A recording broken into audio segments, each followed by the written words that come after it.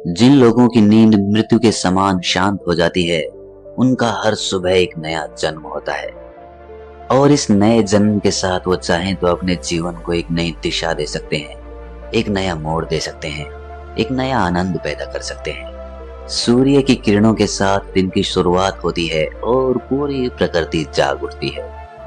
इसीलिए अगर अपनी सुबह को बेहतर बनाने के कुछ नियम आपको पता चल जाएं, तो आपका पूरा दिन आनंद और जोश के साथ बीतेगा।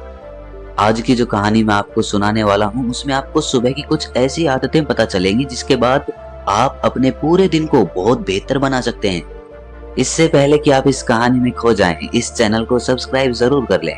तो चलिए कहानी शुरू करते हैं। ये उस समय की बात है जब धरती पे बहुत सारे काम इंसानी हाथों से किए जाते थे। मतलब उस समय इतनी ज्यादा मशीनों का उपयोग नहीं होता था। इंसान खुद मेहनत करता था और अनाज पैदा करता था। आज के युग में तो बहुत सारी मशीनें आ गई हैं जो उन कामों को आसानी से कर देती हैं, लेकिन आज से तकरीबन 200 साल पहले ये काम इंसान ही किया करते थे। ऐसे ही एक गांव में मोहन नाम का एक युवक रहता था। खेती करना उनका खानदानी पेशा था। जहां पर मोहन के माता पिता बहुत ही मेहनती थे, वहीं मोहन बहुत ही आलसी युवक था।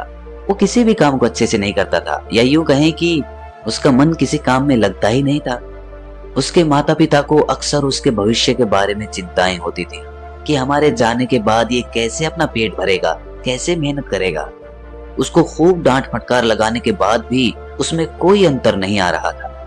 दिन ब दिन स्थिति और ज्यादा चिंताजनक होती चली गई। अब मोहन दिन में भी सोता रहता था और सुबह भी बहुत देर से उठता था।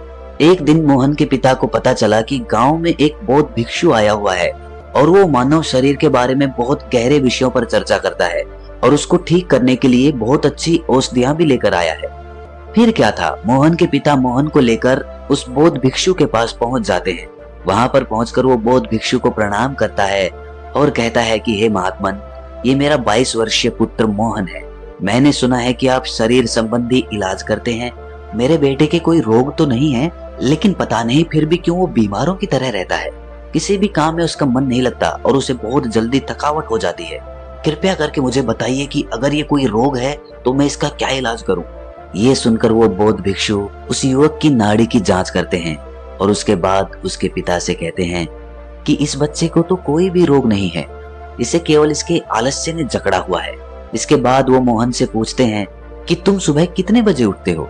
ये सुनकर मोहन के पिता बीच में ही बोल उठते हैं कि महाशय, ये तो सुबह सूरज उगने के बाद तक सोता रहता है। उसके बाद वो बौद्ध भिक्षु पूछता है कि इतनी देर से उठने का कारण क्या है, क्या ये रात में देर से सोता है। इसका उत्तर देते हुए मोहन के पिता कहते हैं कि ये रात में देर तक पढ़ाई करता रहता है और इसी वजह से ये सुबह जल्दी नहीं उठ पाता। ये सुनकर वो बौद्ध भिक्षु कहता है कि यही तो कारण है, यही तो जड़ है। मैं तुम्हें इसके लिए कुछ औषधियां नहीं दे सकता, लेकिन जो मैं कहता हूँ अगर वो तुम 21 दिन तक अनुसरण करो तो मोहन, तुम्हारा जीवन जोश और उत्साह से भर जाएगा। हर काम में तुम्हारा मन लगेगा और तुम किसी भी काम को बहुत गहरे तरीके से कर पाओगे। इसके लिए तुम्हें सुबह की 5 आदतें अपनानी होगी। आदतें अपनाना बहुत आसान होता है। शुरुआत में 1-2 दिन तकलीफ हो सकती है, लेकिन उसके बाद तुम्हें उसी में मजा आने लगता है। सिर्फ शुरुआत के कुछ दिन कष्ट के सह लो, उसके बाद तुम्हारा जीवन ही बदल जाएगा। सुबह की उन 5 अनमोल आदतों की व्याख्या करते हुए उस बौद्ध भिक्षु ने कहा कि सुबह उठते ही सबसे पहले अपने आप के प्रति धन्यवाद व्यक्त करो। उस परमपिता परमेश्वर को धन्यवाद दो, क्योंकि उन्होंने इस प्रकृति के द्वारा तुम्हें इस शरीर का अनमोल तोहफा दिया है। हर इंसान को स्वस्थ शरीर तोहफे में नहीं मिलता। अगर तुम बाहर की दुनिया में देखो तो तुम्हें कितने ही विकलांग और कुरूप नजर आएंगे। इसीलिए हमारी सांसें अनमोल तोहफा होती हैं। पता नहीं कौन सी सांस कब अधूरी छूट जाए। इसीलिए इन सांसों में धन्यवाद का भाव प्रकट करें। इसके बाद खुले आकाश के नीचे आकर इस आसमान को, इन हवाओं को, इन पत्तियों को, इन सभी को धन्यवाद प्रकट करो। पंच तत्वों को छुओ और उनके भी प्रति अपना आभार व्यक्त करो।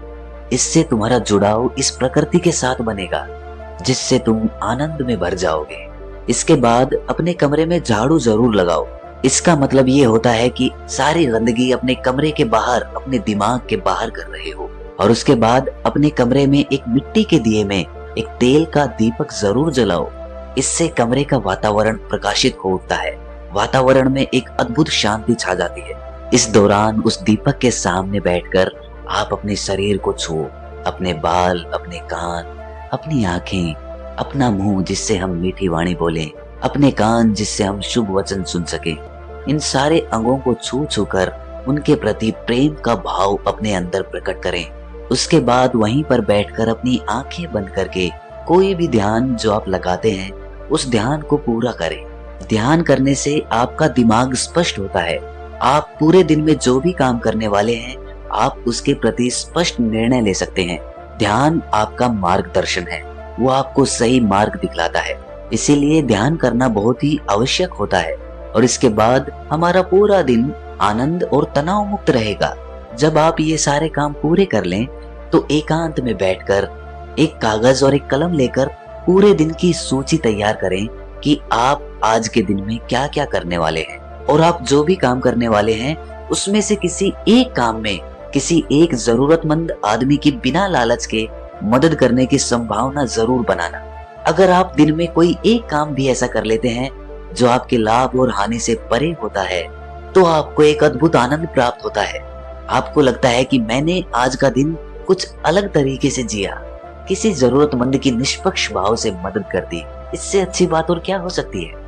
और जब आप ये विधि भी पूरी कर लें तो कोई भी प्रेरणादायक गीत जरूर गाएं अपनी आवाज में। आवाज चाहे बेसुरी हो या मीठी हो, लेकिन भाव सच्चा होना चाहिए, भाव प्रेरणादायक होना चाहिए, भाव संवेदनशील होना चाहिए। और जब आप ऐसा गीत गुनगुनाते हैं तो आप जोश और उत्साह से भर जाते हैं। पूरे दिन में काम करने के लिए ये गीत आपको ऊर्जा देगा। और ये सब करने के बाद आखिर में स्नान करके अपने ललाट के बीच एक चंदन का तिलक अवश्य करें। इससे आपका आज्ञा चक्र शीतल रहेगा। शीतलता आपके पूरे मस्तिष्क में फैल जाएगी और आप बहुत ही शीतल और आनंद का अनुभव कर पाएंगे। इतनी छोटी छोटी सी कला होती है जीवन जीने की। जो आदमी 21 दिन तक इस मंत्र को अपना लेगा उसका पूरा जीवन बदल जाएगा। उसके बाद उसे कोई काम जबरदस्ती नहीं करना पड़ेगा, उसे जबरदस्ती अपने मन को उस काम में धकेलना नहीं पड़ेगा, बल्कि वो काम ही आपके लिए आनंद बन जाएगा। जीवन एक उत्सव बन जाएगा, जीवन एक जोश बन जाएगा, जीवन में संवेदना फिर से लौट आएगी।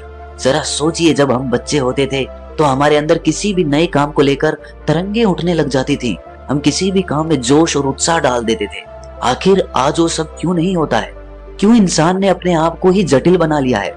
एक नए सवेरे की तरफ बढ़ते हैं। चलो बुढ़ापे से बचपन की ओर चलते हैं।